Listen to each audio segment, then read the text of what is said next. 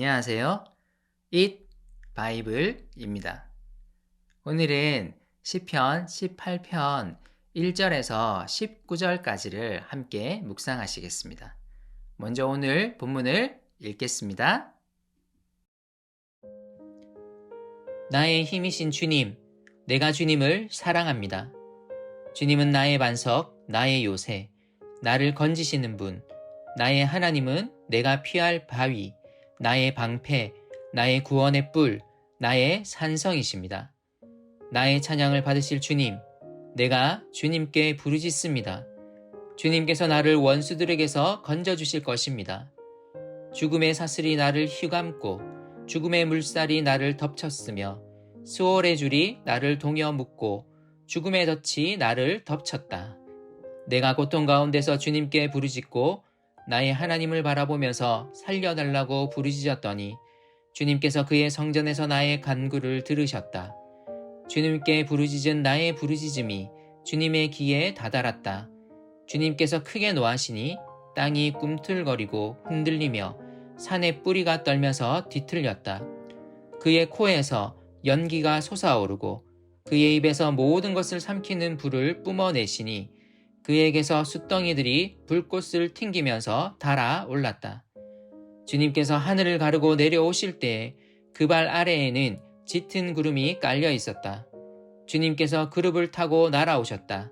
바람 날개를 타고 높이 솟으셨다. 어둠을 장막 삼아 두르시고 빗방울 머금은 먹구름과 짙은 구름으로 둘러서 장막을 만드셨다. 주님 앞에서는 광채가 빛나고 짙은 구름은 불꽃이 되면서 우박이 쏟아지고 벼락이 떨어졌다. 주님께서 하늘로부터 천둥 소리를 내시며 가장 높으신 분께서 그 목소리를 높이시며 우박을 쏟으시고 벼락을 떨어뜨리셨다. 주님께서 화살을 쏘아서 원수들을 흩으시고 번개를 번쩍이셔서 그들을 혼란에 빠뜨리셨다. 주님께서 꾸짖으실 때에 바다의 밑바닥이 모두 드러나고 주님께서 진노하셔서 콧김을 내뿜으실 때에 땅의 기초도 모두 드러났다. 주님께서 높은 곳에서 손을 내밀어 나를 움켜잡아 주시고 깊은 물에서 나를 건져 주셨다. 주님께서 나보다 더 강한 원수들과 나를 미워하는 자들에게서 나를 건져 주셨다. 내가 재난을 당할 때에 원수들이 나에게 덤벼들었으나 주님께서는 오히려 내가 의지할 분이 되어 주셨다. 이렇게 나를 좋아하시는 분이시기에 나를 넓고 안전한 곳으로 데리고 나오셔서 나를 살려주셨다. 저는 일상을 살아갈 때 우리에게 상상력이 좀 필요하다고 생각합니다. 막연한 상상력이 아니라 지금 내가 당하는 현실을 넘어서서 좀 다른 것을 볼 수 있게 만들어주는 그런 상상력을 말하는 것입니다. 지금의 현실에만 너무 집중하다 보면 하나님께서 우리에게 주신 귀한 약속과 보물들을 놓치기가 쉬운 것 같습니다. 시편 18편은 고통 가운데 하나님께 피하여 그분께 부르짖는 성도들의 호소에 대한 대답이자 하나님의 약속입니다. 하나님이 세상에서 고통받는 그의 백성들을 어떻게 지키시고 돌보실 것인지에 대한 약속입니다. 먼저 시인은 나의 힘이신 주님, 내가 주님을 사랑합니다 하는 감사와 사랑의 고백으로 이 시를 시작하고 있습니다. 그리고 하나님을 반석, 요새, 피할 바위, 방패, 구원의 뿔, 산성으로 고백합니다. 하나님의 약속에 기대어 하나님이 반드시 구원하실 것을 노래하며 찬양합니다. 하나님의 우리를 향한 약속을 기억한다면 우리 역시 하나님만이 나의 힘이시라는 사실을 알 수 있습니다.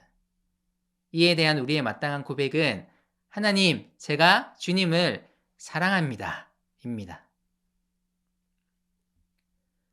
그렇다면 세상에서 고난받는 그의 성도들을 향한 하나님의 약속은 무엇입니까? 우리는 4절부터 그 내용을 살펴볼 수 있습니다. 먼저 시인은 고통당하는 자신의 상황을 먼저 묘사합니다. 죽음이 자신을 덮치는 가운데 시인은 주님께 부르짖습니다. 이 부르짖음의 결과가 무엇입니까? 그것은 바로 하나님이 이 부르짖음을 들으시는 것입니다. 이것이 바로 오늘 시편 18편에 나오는 하나님의 첫 번째 약속입니다. 성도의 부르짖음은 헛되지 않습니다. 하나님은 성도의 부르짖음을 들으십니다. 그것만이 아닙니다. 하나님은 우리의 부르짖음을 듣는 것에만 그치지 않으십니다. 그분은 움직이십니다. 7절에서 15절은 고통받는 그의 백성들을 위해 움직이시며 일하시는 하나님의 매우 역동적인 모습을 우리에게 생생하게 묘사합니다. 그분은 악에 대해 분노하십니다. 악을 그냥 내버려 두시지 않습니다. 그리고 행동하십니다. 하늘로부터 천사들과 함께 내려오십니다.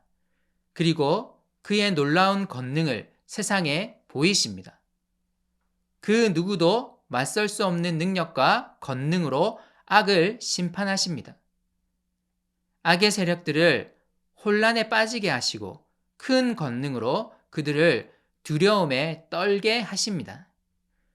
이 이미지들을 자세히 한번 보십시오. 하나님이 왜 이렇게 세상에 임하셔서 악을 심판하시고 일하십니까? 그 이유가 16절에서 19절에 나와 있습니다. 그 이유는 바로 이것입니다. 그의 백성들을 구원하시기 위함입니다. 하나님은 그의 성도들을 구원하시기 위해 일하십니다. 악인들에게 두려움과 아주 무서운 권능으로 임하신 하나님이 그의 성도들에게는 다르게 행하십니다. 손을 내밀어 그의 백성들의 손을 잡아 주십니다. 악으로부터 그들을 구원해 주십니다. 어려움 가운데 성도가 의지할 분이 되어 주십니다. 그리고 그의 백성들을 좋아하심으로써 그들을 넓고 안전한 곳으로 데리고 나오십니다. 앞선 7절에서 15절의 하나님의 이미지와 16절에서 19절의 하나님의 이미지를 비교해 보십시오. 하나님은 그의 백성들의 손을 잡아주시며 구원하시는 분이십니다.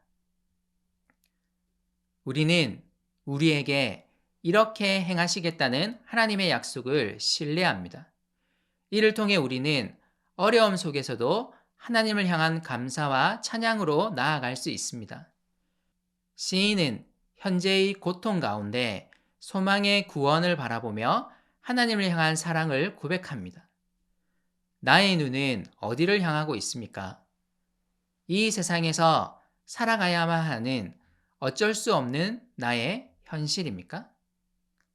우리의 손을 반드시 잡아주시고 구원하여 안전한 곳으로 이끌어 주실 하나님의 약속입니까? 일상의 삶에서 하나님의 약속을 바라보며 소망하는 우리가 되었으면 좋겠습니다.